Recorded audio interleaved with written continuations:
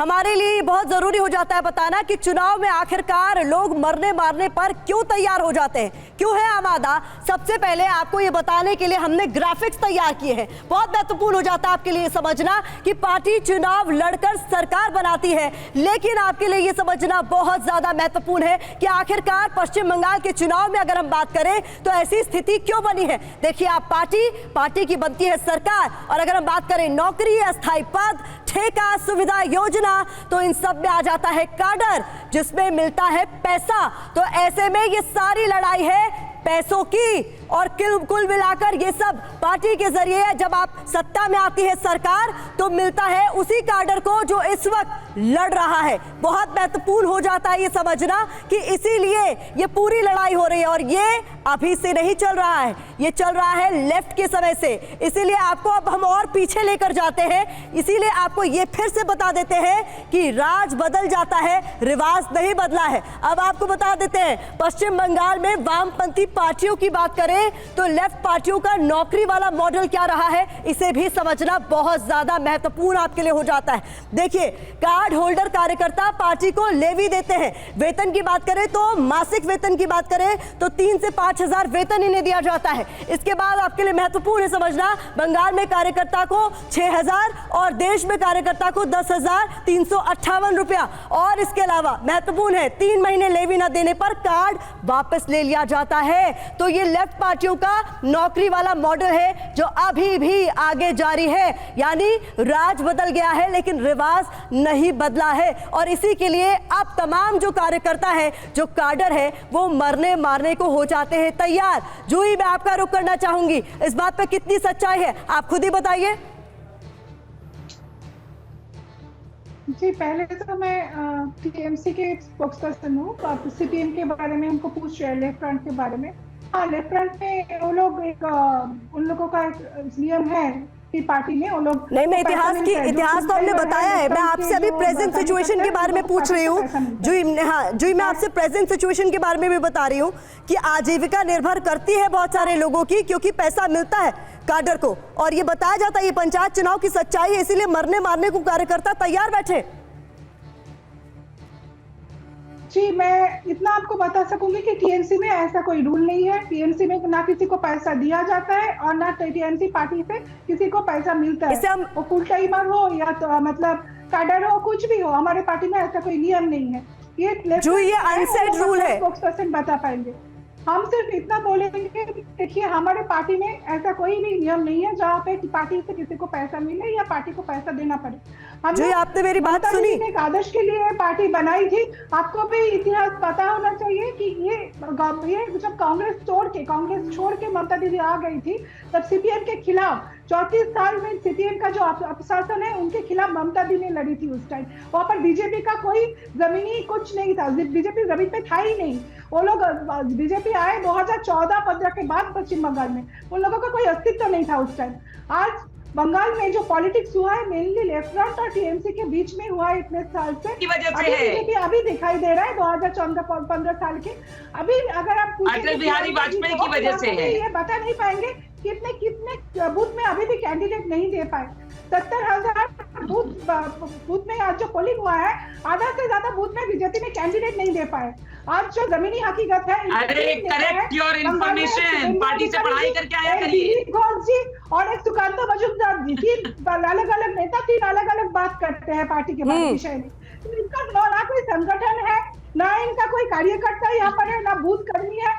ये सिर्फ दिखाना चाहते हैं, नैरेटिव सेट करना चाहते हैं कि बंगाल में बहुत वायलेंस हुआ है, इसलिए हम लोग जीत नहीं पाए। ये केंद्रीय नेता सवाल तो यही पूछा जा रहा है ना कि संगठन आप ही का, यही तो आप पर आरोप लग रहा है कि सारा संगठन, सारा कैडर आपका, तो हिंसा भी क्या आप ही कर रहे हैं। आप पर यही तो आरोप लगाया जा रहा है कि सत्तारूढ़ पार्टी की सारी जिम्मेदारी हो जाती है क्या फिर जूही? ये बीजेपी के जितने कैडर हैं, ये सीपीएम और कांग्रेस के कैडर के साथ मिलकर ये काम कर रहा है, ये सभी को पता है बंगाल में।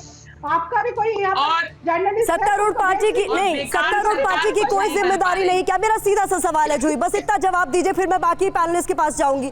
सत्तारूढ़ पार्टी की क्या कोई जिम्मेदारी नहीं है जो इस वक्त मौजूदा स्थिति बनी हुई है राज्य में? देखिए, हम लोग हिंसा का समर्थन नहीं करते। जी। कोई एक भी मौत, जिंदगी चले जाए, हम लोग कभी भी समर्थन नहीं करेंगे, और किसी भी पार्टी का हो। हम लोग बोलते हैं शांतिपूर्वक वोट होना चाहिए और शांति से ही आगे पॉलिटिक्स चलना चाहिए। राजनीति में हिंसा का कोई स्थान नहीं होता है डेमोक्रेसी में, तो कोई भी पार्टी हो। हम लोग इसके खिलाफ जरूर कार्रवाई करेंगे। अगर हमारा कोई कार्यकर्ता भी अच्छा, इतना बताइए कि नौकरी और सैलरी की तर्ज पर पश्चिम बंगाल में पॉलिटिक्स होती है या नहीं होती है? जी नहीं, हमको तो नहीं पता है कोई पॉलिटिक्स के बारे में। जो पॉलिटिक्स नहीं पता, हम बता देते हैं आपको। ठीक है प्रियंका, आप अपनी बात नहीं, इनको कुछ नहीं पता, मैं बता देती हूँ। सुनिए ना, इनको कुछ नहीं पता। ये कह रही थी कि आपने जो ग्राफ दिखाया है, जो चार्ट दिखाया है, वो सब सीपीएम का है, इनको जानकारी नहीं है। इनको जानकारी नहीं है। देखिए, कर्म नहीं बदले हैं, सिर्फ नाम बदला है, सिर्फ नाम बदला है। आपने जो वहां पर व्यवस्था दिखाई, उसको ये कट मनी कहते हैं, उसको ये सिंडिकेट कहते हैं। सिर्फ टर्म्स बदले हैं। कोयला की, बालू की, ये सब दलाली जो करता है वही इनका पार्टी का केडर है, और इसीलिए कितने जेल गए हैं और बाकी जा भी रहे हैं। इनके पार्टी के जो सुप्रीमो के भाईपो हैं, उनका खुद का नंबर लगा हुआ है, अभी लाइन में वो भी है। देखिए, ये कह रही है इनको कुछ नहीं मालूम, तो इन चीजों का जवाब मैंने आपको दिया। अभी इन्होंने कहा कि ममता बनर्जी जो है, उनका क्या अस्तित्व है, अकेले आई। ममता बनर्जी का अस्तित्व बीजेपी की वजह से है। अटल बिहारी वाजपेयी के सपोर्ट करने के कारण, अटल बिहारी वाजपेयी के सपोर्ट करने के कारण वोटिंग पाई, नहीं तो वोटिंग नहीं पाई। पश्चिम बंगाल पर रहिए ना, पश्चिम बंगाल पर रहिए। यहाँ अजीत पवार कहाँ से आ गए? पश्चिम बंगाल पर जवाब दीजिए आप। इनके ये पीसी और भाईपो इन चोरियों में शामिल है। इनके सारे मैक्सिमम मंत्री जो अभी जेल में हैं, और बाकी जो बचे हैं वो भी जाएंगे। दूसरी बात ये कह रही है हमें, इनकी आधी बात जो है, इनको तो डेटा ही नहीं मालूम। देखिए, ये ऑफिशियल स्पोक्स पर्सन है कि नहीं, ये भी मुझे नहीं मालूम, क्योंकि इन्होंने कहा अभी कि बीजेपी ने तो क्या, बीजेपी क्या, अरे यार एक बार चुप हो जाइए ना। ये बोल रही थी तो मैं बोल रही थी क्या? देखिए, दूसरी बात इन्होंने अभी कहा कि नॉमिनेशन नहीं फाइल कर पाए बीजेपी क्योंकि इनके पास लोग नहीं थे। देखिए, ये या तो पढ़ाई लिखाई नहीं करके आती है या बेवकूफी भरी बातें करती हैं। अभी इनके पार्टी के ऑफिशियल स्पोक्स पर्सन ने, नेशनल ने कहा कि सबसे ज्यादा नॉमिनेशन बीजेपी ने फाइल किया। तो ये क्या कहना चाह रही हैं? इनको पढ़ाई लिखाई करके आने बोला। ठीक है, मैं आपको यहाँ पर ये भी बता दूं, हमारे दर्शकों को, आप लोग आपस में मत लड़िए। मैं यहाँ पर अपने दर्शकों को ये भी बता दूं, क्योंकि जो पश्चिम बंगाल गया होगा ना, उसे ये भी पता होगा कि पश्चिम बंगाल में आप कहीं जाएंगे और लोगों से पूछेंगे, वो लोगों से खासतौर पर जो पॉलिटिक्स में इन्वॉल्व हैं, किसी भी तरीके से, किसी भी पार्टी के कार्यकर्ता हैं, कि आप क्या करते हैं, तो वो कहेंगे मैं टीएमसी करता हूं, मैं कांग्रेस करता हूं, मैं बीजेपी करता हूं। ये क्योंकि वो अपनी आजीविका का हिस्सा मानते हैं, उसे अपनी नौकरी मानते हैं। तो ये बहुत महत्वपूर्ण हो जाता है समझना, इसीलिए उनके लिए ये तमाम चीज़ें बहुत महत्वपूर्ण हो जाती हैं। चुनाव भी बहुत महत्वपूर्ण हो जाते हैं, और शायद इसीलिए हम कह रहे हैं कि पश्चिम बंगाल में चुनाव में इस तरीके की तस्वीरें हम देखते हैं, जहां पर ये तमाम कार्यकर्ता मरने मारने को तैयार हो जाते हैं। पश्चिम बंगाल में पंचायत चुनाव के दौरान हिंसा और इसमें लोगों के मारे जाने की कई दशक पुरानी परंपरा है। पंचायत चुनाव के ऐलान के यानी कि 8 जून से अब तक 27 लोग राजनीतिक हिंसा के शिकार हो चुके हैं। आइए एक नजर डाल लेते हैं पिछले आंकड़ों पर। पिछले पंचायत चुनाव यानी 2018 में 40 लोगों की हत्या हुई थी, जबकि 2013 में 39, 2008 में 36 और 2003 में 70 लोगों की राजनीतिक हत्याएं हुई हैं। ये आंकड़े एनसीआरबी से लिए गए हैं। आइए आंकड़ों पर गौर करें तो 2003 में 70 लोग मारे गए थे, ये हम आपको बता रहे हैं। और पीछे जाए तो 1990 के पंचायत चुनाव में 400 लोगों की हिंसा में मौत हुई थी। इसकी वजह यह थी कि उस दौरान विपक्ष मजबूत था। इस बार भी विपक्ष और सत्तारूढ़ दल के बीच कड़ा मुकाबला है, इसलिए संभावित मौतों का आंकड़ा लोगों को बहुत ज्यादा परेशान कर रहा है, सता रहा है। पश्चिम बंगाल पंचायत चुनाव में हिंसा की वजह पद का लालच और पैसा भी है। तो यहाँ यह भी समझना बहुत जरूरी है कि पंचायत चुनाव में कौन चुना जाएगा और उसका वेतन क्या होगा। तो ये बहुत महत्वपूर्ण आंकड़े आपके सामने एक बार फिर से। जिला परिषद अध्यक्ष को 9,000 रुपए वेतन मिलता है, जबकि सहायक अध्यक्ष को 8,000 रुपए, सभापति की सैलरी 7,000 रुपए, उप सभापति को 7,000 रुपए, इसके अलावा सामान्य सदस्य को 5,000 रुपए वेतन मिलता है। पंचायत संघ के अध्यक्ष को 6,000 रुपए मिलते हैं, सहायक अध्यक्ष को 5,000 रुपए, 5,500 रुपए माफ कीजिएगा। पंचायत सदस्य को 3,700 रुपए मिलते हैं। पंचायत प्रधान को 5,000 रुपए वेतन मिलता है और यात्रा भत्ता अलग से मिलती है। उप प्रधान को 4,000 रुपए वेतन मिलता है और यात्रा भत्ता भी अलग से मिलता है। तो ये बहुत महत्वपूर्ण आंकड़े हैं जो आपके सामने रखना बेहद महत्वपूर्ण हो जाता है।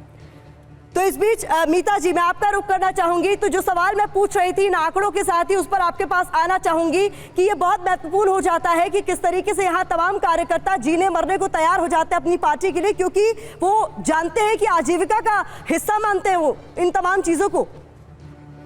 आपने बिल्कुल सही बोला कि बात सिर्फ वेतन की नहीं है, सैलरी की नहीं है, बात दरअसल कट मनी और करप्शन की भी है। जो लोग पावरफुल पोजीशंस में जाते हैं वो लोग पैसा बनाने के लिए ये एक एवेन्यू की तरफ ये लोग देखते हैं। और जब तक हम लोग रूरल इकोनॉमी को स्ट्रांग नहीं करते बंगाल में, ये प्रॉब्लम रहेगा। तो ये तो एक रूरल इकोनॉमी जो बिल्कुल मजबूत नहीं है, ये इसका एक रिफ्लेक्शन है।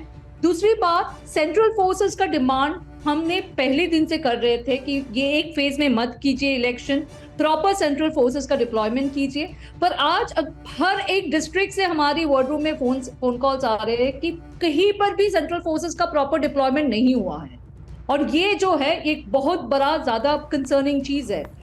थर्ड चीज, अगर TMC government was so convinced कि वो लोग शांति चाहते हैं, हिंसा नहीं चाहते हैं, तो वो लोग क्यों सेंट्रल फोर्सेस का खिलाफ सब लोग महात्मा गांधी जी की लेगेसी की बात करते हैं, सब लोग बात करते हैं, तमाम पॉलिटिकल पार्टीज बात करते हैं, लेकिन जब भी हिंसा होती है कोई भी पार्टी जिम्मेदारी लेने से बचती है। कोई भी पार्टी वहां पर पार्टी का कोई भी बड़ा पॉलिटिकल चेहरा क्यों नहीं नजर आता है और जाकर ये कहता है कि मैं इसे रोकूंगा, अपने कार्यकर्ताओं से अपील करता हुआ कभी नजर नहीं आता है कि ये मैं नहीं होने दूंगा। हमारी सारे लीडर्स तो ग्राउंड में है। अधीर रंजन चौधरी जो हमारी प्रेसिडेंट है पीसीसी का, वो मुर्शिदाबाद में है। मालदा में मैं थी पिछले कुछ दिनों तक, वहां पर ईशा खान चौधरी डालूदा जो हमारी एमपी है, वो लोग भी ग्राउंड में हैं। हम लोग हर डिस्ट्रिक्ट में लड़ाई कर रहे हैं। पर आप एक चीज समझने की कोशिश कीजिए, कांग्रेस 45 इयर्स इस स्टेट में पावर में नहीं है। तो ऐसा नहीं है कि हम लोग जाके मार रहे, हम लोग वायलेंस को इनिशिएट नहीं कर रहे, पर जब लोग हमारे ऊपर अटैक करेंगे तो it becomes very difficult to control the mob. और मतलब आप ये कह रहे हैं कि जवाब में आप भी हिंसा कर रहे हैं, जवाब में हिंसा कर रहे हैं ना? हम बिल्कुल नहीं कह रहे, बिल्कुल नहीं कह रहे। पर हम फिर क्या मतलब है आपका? क्या मतलब है फिर? अगर नहीं, 2-3 चीज आपको याद रखना पड़ेगा। एक तो है इलेक्शन कमीशन। नहीं, आपने कहा कि हम हिंसा कर नहीं रहे, लेकिन अगर हम पर अटैक हुआ तो यानी तो हम लोग मर रहे हैं। हमारी जो आज नौदा में, मुर्शिदाबाद में, कल कुल्वी में आरोप आप पर मारने के भी लग रहे हैं, कांग्रेस पर भी लग रहे हैं। मीता जी, कांग्रेस देखिए, अगर कांग्रेस के किसी कार्यकर्ता ने लॉ को अपना हाथ में लिया है तो प्लीज उसको जेल में डालें, प्लीज उसको जेल में डालें।